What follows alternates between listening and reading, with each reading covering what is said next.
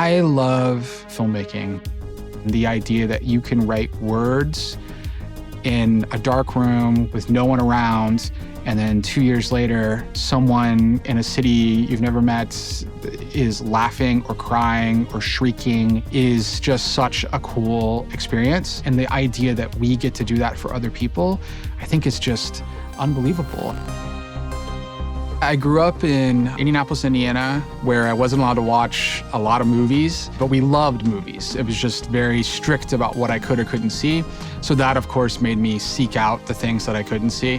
My grandmother, oddly enough, got HBO for free when I was a kid, and I would take a VHS tape every night, and it would record overnight the movies, and that ended up always being horror films.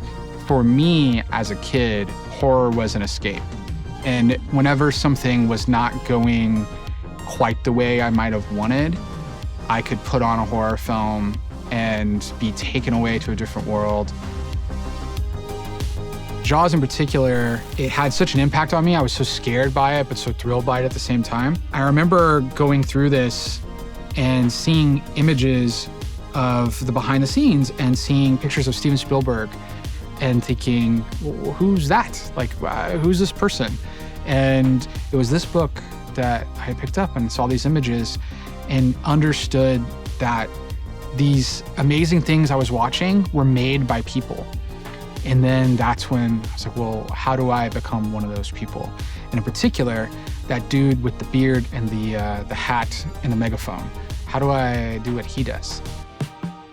I think the biggest lesson I might have learned at Full Sail was just how much of filmmaking is a team sport. I had these ideas of like, I'm a writer-director, I'm an auteur. And then you finally get on set and you start to kind of see how many people it takes. You find your creative family, you work together, and then they will elevate ideas and visions, and then you do the same for them. When we started Paper Street Pictures, which was just a handful of my friends, I was working at a game company at the time, and not in the film industry. I saw Kevin Smith speak. I was sitting with a friend of mine, Shane, and we saw him, and he's like, you know, it costs you nothing to encourage an artist. Surround yourself with people who say, why not why? And we're driving back, and I was like, God, I want to make movies. And then Shane, he's just like, why not? And I was like, dude, let's make some movies, you know? Let's do this.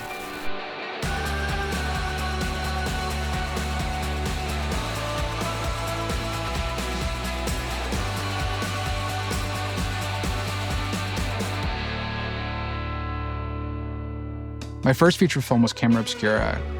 The executive of that movie, we had a good working relationship, and he first passed on it. And I remember there was a phone call, and I was like, you don't want to pass on this. Like, I'm telling you, bet on me. I'm going to deliver. It's going to come through. And I just gave this kind of impassioned plea, kind of blacked out. And then the next day, emailed and he said, let's do it. And I was like, oh my goodness. Wait, so this means I have to make it now. Oh, shoot. You learn so many lessons along the way, and in a weird twist of fate, the executive, he remembered how patient I was when we made that. And then that executive is now the executive in charge of production for Revival, the TV series that I'm now showrunning. It all comes full circle, you know, and 10 years ago, that relationship was made, and 10 years later, now I'm making a TV series. I wish I could show you footage of that. These past like 3-4 years, my career's really taken off, and I do give a lot of that credit to my partner and girlfriend. I'm very driven, but Katie pushes me to think bigger. We'll make the show, it's like, you're gonna win an Emmy. And I'm like, I'm not gonna win an Emmy. But maybe one day, you know, maybe. And at this point in my career, there's no reason for me to say what I won't do anymore, because every time I've put a goal in front of me, I've walked through it, I've shattered it.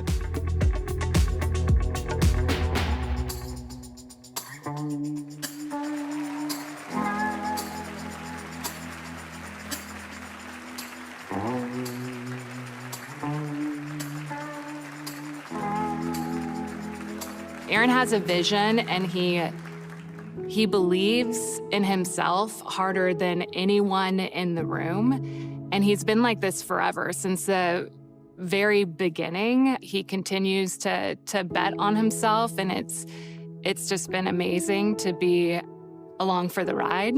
And what I love about Aaron is he never wants to settle for ordinary.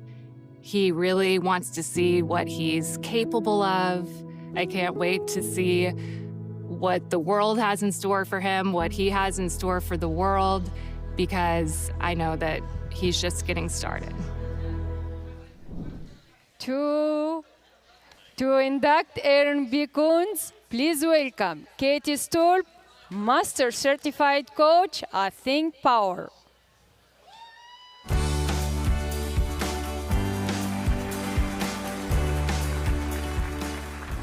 Aaron B. Koontz, my favorite person on the planet, has made a lasting mark on the industry with his creativity and his passion and his heart. But before we bring him up, we have a special message from someone who knows his journey well. Let's take a look. I'm just here to say a heartfelt, sincere congrats to this well-deserved honor, of course. Very deserving. I can speak firsthand to Aaron's dedication to filmmaking, to producing, directing, now show running. Brother, I love you. Sincere congrats. Well-deserved. Enjoy this honor. I just wanted to congratulate you, Aaron, on this accomplishment. What an amazing thing to go into the Full Sail Hall of Fame. That couldn't have happened to a more deserving quality individual. You deserve this. Congratulations. Joining Aaron 13 years ago was one of the best choices I ever made, and it gave me every opportunity to turn those dreams into a reality. So Aaron, to you, thank you. You've been an incredible leader, partner, mentor, and friend. Hey, Aaron, just wanted to say what's up, and a huge congratulations to you on getting into the Hall of Fame for Full Sail University. That is incredible. My goodness, my man, I could not think of a better person for this to happen to.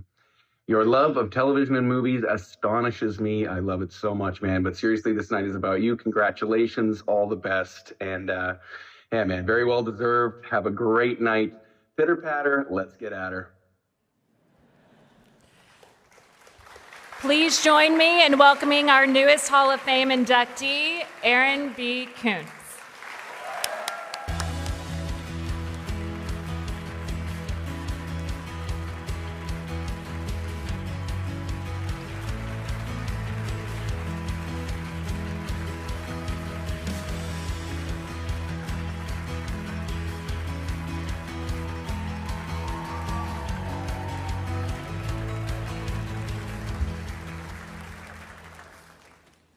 Wow, that is wild. Nobody told me I was following Triple H. Like, what the heck? It makes me want to end my speech with a particular gesture if you're a WWE fan, but I don't think that's appropriate. So look, everybody here is talking about how Full Sail's a family, and sometimes you can wonder if is that a cliche, but it's so true. It's so true. It starts at the top with like Gary and Jay, and who are impossibly perfect as humans. They're so sweet. They like make me want to be a better human every time I interact with them.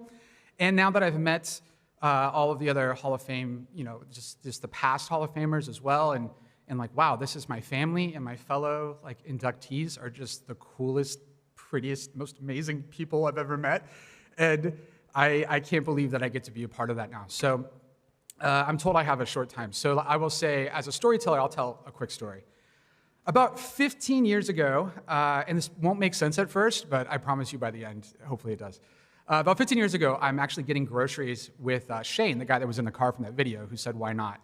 And we're coming back from the grocery store, and I'm an efficiency-minded person, at least I like to say so, and I'm carrying too many groceries because I do not want to go back to the car multiple times, and it's an absurd amount, and I'm walking into the house, and I'm behind Shane, and he's like, and then all of a sudden, I get this sudden urge, carrying way too many groceries, of this itch on my forehead that I had to scratch.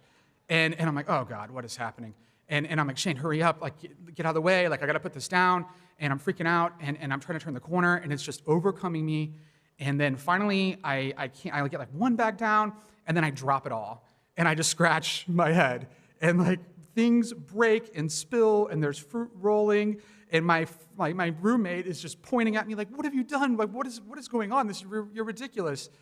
And then I didn't care in that moment because I was scratching that itch. I was like, oh, but this feels really good. And then, okay, I'll deal with all that later. And I know that sounds odd, but in a weird way, I think that's the perfect analogy for trying to make it as a filmmaker and a creative. You're gonna do something that might look a little crazy. You'll probably have a roommate at the time, You're gonna lose some money. Some things are probably gonna be broken. You might actually have a person pointing at you saying that you're crazy, this is ridiculous, but you don't care because you get to scratch that itch. And I'm so lucky that I figured out what that itch was for me. And for the last 12 years, I've been able to do that as a filmmaker and now as a showrunner. And it's completely and utterly surreal. And to the students here and to others, I think if you're not careful, if I sat there with those bags long enough, that itch would eventually go away. And I think some of the biggest failures that I think about are the ones that we never heard of because of the people who never went out and created something. They never told the story that will inspire the next group of people. And I hope everyone finds that itch and they get to scratch it. And it's just a really special thing once you get there. Quickly, I do want to say thank you to a number of people. So I'm not able to have a big crowd here because some of my amazing coworkers are working and we're making a movie right now, a couple other things. And my brother had to work, he couldn't make it here, but he has been through a lot and he inspires me more than he knows. And when he sees this, he'll hopefully understand that. And I love you, Damon. And to my mother, who is unfortunately stage 4 right now for the past 18 months and is too weak to have made it here today. But she taught me early on to do what you dread the most at the start of your day. And every day has been easier because of that. Like I wake up, I do the thing that I don't want to do, and then miraculously your day is better. And all the hard work that people seem to compliment me on, it comes from her. Mom, I love you. You are so strong.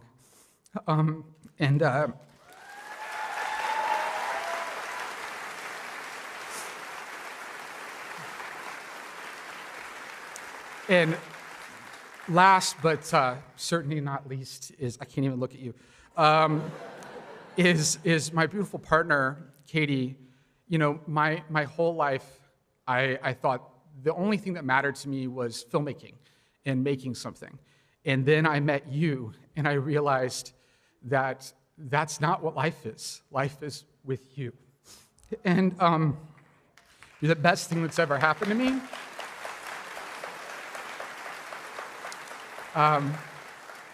And everything I do right now is because of you, and I love you so much.